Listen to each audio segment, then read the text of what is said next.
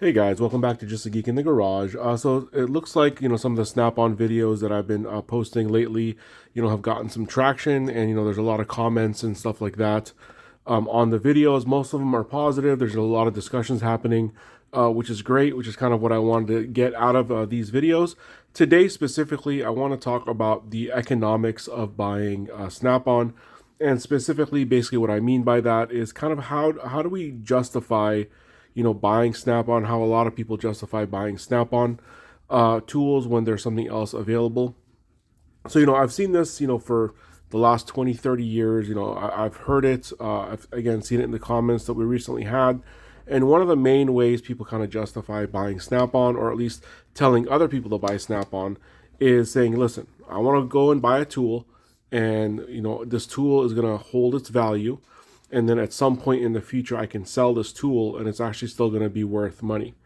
Well, that's partly true. Obviously, when you buy a Snap-on tool, you can sell it at a later date and make some of your money back. Now, how much you make back is debatable. So, I did a little bit of research before I did this video because basically, I'd said before on some of my other videos, when you buy a Snap-on tool, like used, you can usually get them for somewhere around like 50% off of what the regular retail price is. I saw a little bit of pushback to that on the comments, and I kind of want to address that, but also talk about the economics just in general. So I'm going to show some actual screenshots, coming up here. Hopefully I can figure out how to do that properly, but I'm going to show a couple of examples and then kind of go from here. But again, right now I want to dispel the whole, I buy Snap-on because, it's going to keep its value and, it's going to be my retirement nest egg, whatever, you're trying to say about it. So this guy right here is a perfect example. This is just their regular basic needle nose pliers. Model number is right there for anybody that's interested in this specific one. If you were to go on Snap-on's website right now, and I'm going to try to put a screenshot here, this thing is $61, right? So $61, plus tax in most states, you're probably looking at somewhere in the range of about $65 out of pocket is what you're going to pay for this. Yes, maybe you get discounts, etc., but let's just go kind of with retail pricing here. So let's say you go today, you on the truck, you walk out, you just paid $65. Hopefully you didn't finance it, because then that's a whole nother can of worms that we'd have to talk about the interest paid and etc. But let's just say you paid cash $65 for it today. Let's fast forward. You've had a successful career, and now it's time for you to sell your Snap-on tools. What's going to happen? I'm going to put up right here. These are just some recently sold versions of the same exact one on eBay. And they're selling for roughly around $35 or so.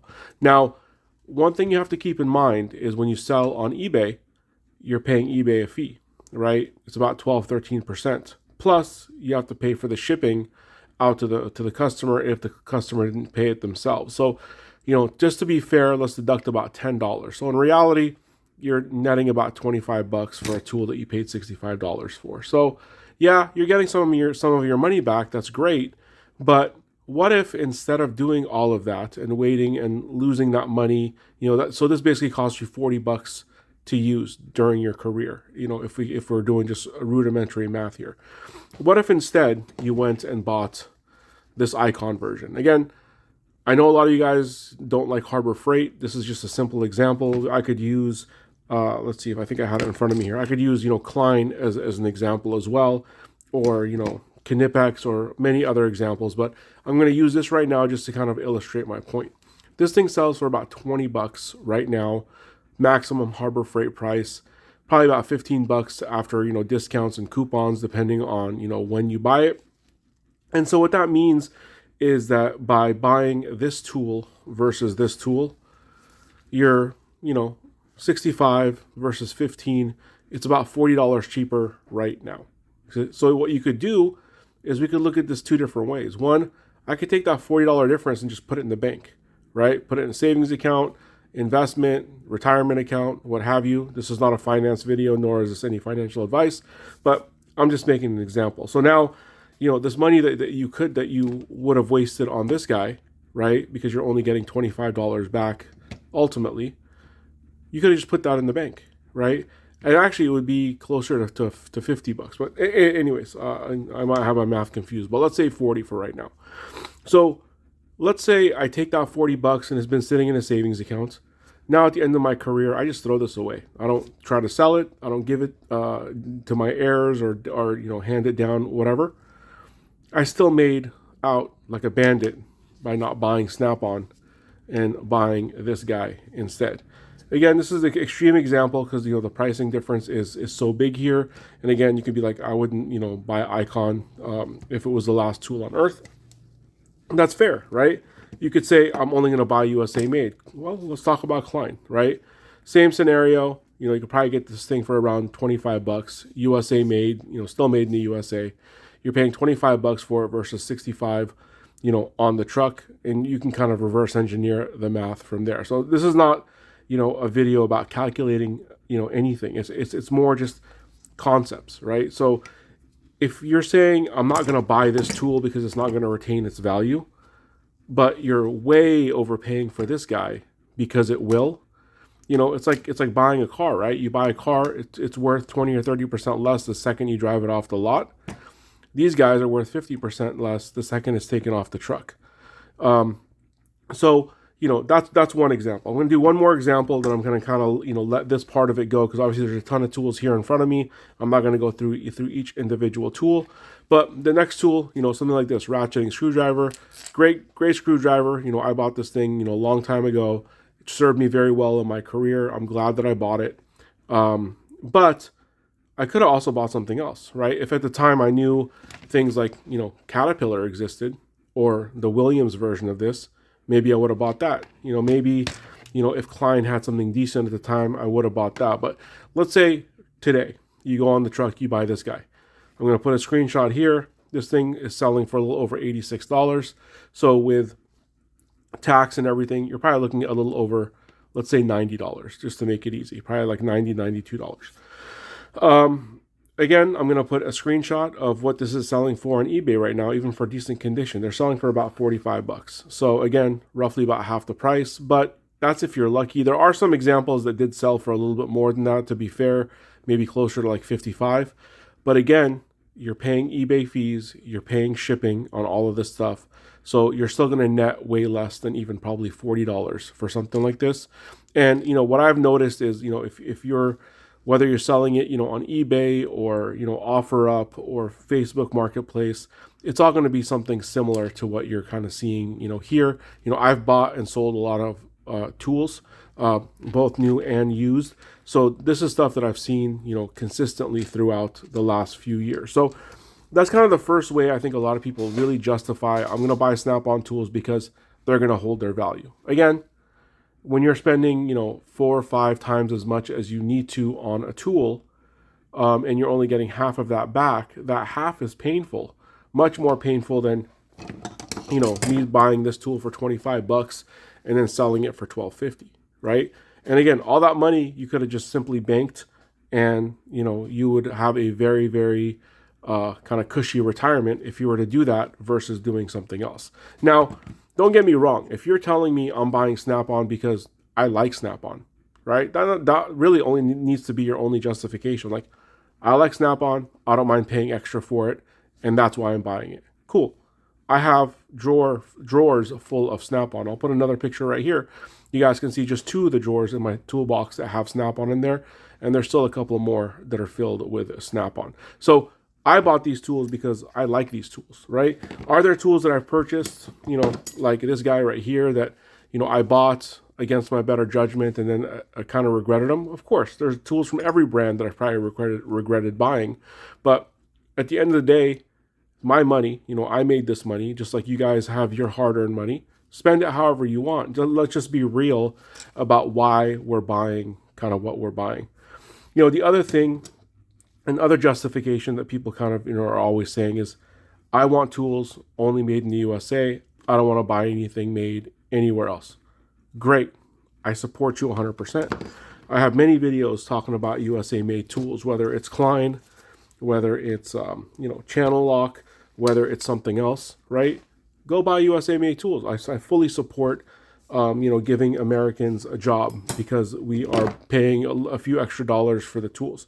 Nothing wrong with that. But at some point, you have to kind of figure out how many more dollars am I willing to pay to make that tool. And then that argument becomes even less relevant when you go pick up a tool from Snap-on and it's made, in Spain. Let's see if we can get this on. There we go. Made in Spain, right? So there's quite a few tools from Snap-on that are made in Spain, made in the Czech Republic, made, in other places. And they're still charging you the same that they would charge you for a plier made in the USA, right? So where is that savings going? So all I'm trying to say with this particular video, and I'm sure I'm going to get a lot of hate on this one because, I understand people want to buy Snap-on, right? And I understand the pressure of it and all that kind of stuff. I'm sure it's different today than it was back when I first started. When, again, Snap-on was kind of the only option, or a tool truck was the only option other than Sears or Harbor Freight or what have you. I've talked about all this before. But what I'm trying to bring to light here by talking about Snap-on is, again, I love Snap-on tools. I have tons of them, right? And most of them I don't regret buying. I still happily use them. They're still the first tool that I tend to grab, when I need something.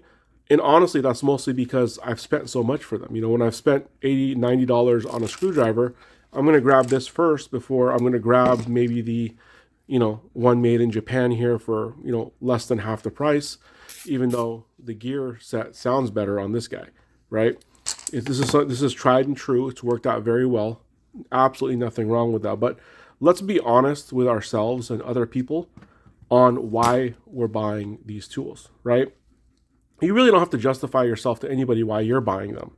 But when you're pushing other people to buy them, that's where I kind of, am making these videos of like, hey, people are telling me I should buy Snap-on tools. Why should I buy Snap-on tools? In the case of the student that, I made a video for the other day about, pliers because he gets a 50% discount. Honestly, if Snap-on had a 50% discount and that was their normal price, everything in my garage would probably be Snap-on. Even though it's still a little bit more expensive than everything else, it wouldn't be a crazy amount more expensive than everything else. So, I've done videos. You guys can kind of go back and look at my channel if you're interested. I'll try to put some links, towards the end here. But there's so many different viable options for what you guys, are looking for. And whatever that justification, whatever that argument, again, is it going to hold its value? Well, like I just said, in my opinion, it doesn't matter whether it holds its value because I can just buy something that's less expensive, right? It doesn't matter, that this one is made in Taiwan because, what? I can go and buy the, USA-made Klein instead. So, if Snap-on was the only tool made in the U.S., then I understand that argument. But there's so many great tools. And how is it that a company like Klein, a company like Channel Lock, can still sell these pliers for such a relatively reasonable price and still be profitable and still make them in the US and all that kind of stuff when a company like Snap-on can't? On top of that, I'm not going to get into it, but there's always talking about the franchisees and how the franchisees, sometimes are not treated that well by corporate to begin with. But again, that's kind of a story for another video. So again, just wanted to make this just talking about the economics of it all and just to get away from the justifications that, I see in the comments constantly of, I'm only buying Snap-on because of this or because of that, etc.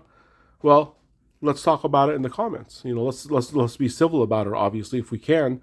But, for you guys that are out there saying, nothing else holds its value, great, I understand. But, you've lost a lot of your value just by buying the Snap-on to begin with, and if I'm wrong, if you're seeing these tools always sell for 90% or 100% of what they were, bought for, please let me know. But again, I've bought and sold a lot of these tools brand new, used. I actually have a stack of them right now to sell that are brand new that I've gotten. And I know when I sell them that I don't get anywhere near retail price, and I pay a bunch of fees for selling them as well. So what I'm going to kind of do, though, however, is, for people that are adamant about buying Snap-on, again, you want to buy Snap-on because it's great, please buy Snap-on, right? Again, your money. I'm not going to tell you how to spend your money, right? I'm going to cheer you on as you're buying Snap-on because you're saying, you know what? I like this tool. I like the way it feels. I like this, I like that, but justifying it any other way, I don't think really makes any sense. Now, having said that, and again, I have videos about all of this kind of stuff, but one video that, you know, people seem to like is, you know, you like the Snap-on, for example, you know, if I can find, I got too much of a mess in front of me here, but, you know, you like Snap-on hard handle screwdrivers, cool. Go buy the Williams, right? Save yourself a little bit of money. Like I kind of mentioned, you want the ratcheting screwdriver, go buy the Caterpillar one, right? Same thing. I mean, even this guy right here, we got these ratcheting screwdrivers. I mean, can you guys tell the difference between them? If, you know, one didn't say Williams and one didn't say, you know, Snap-on there. So what I'm going to do is probably right around here, if I can figure it out, you'll see a video of how and where to buy Snap-on quality tools for a fraction of the price. So if you guys are interested in buying that kind of stuff, again, Caterpillar, Williams, Bahco, etc., I have a video dedicated to that. So, you know, please leave your comments down below. Let's have a discussion about this civilly. And as always, thank you guys for watching. Please like and subscribe.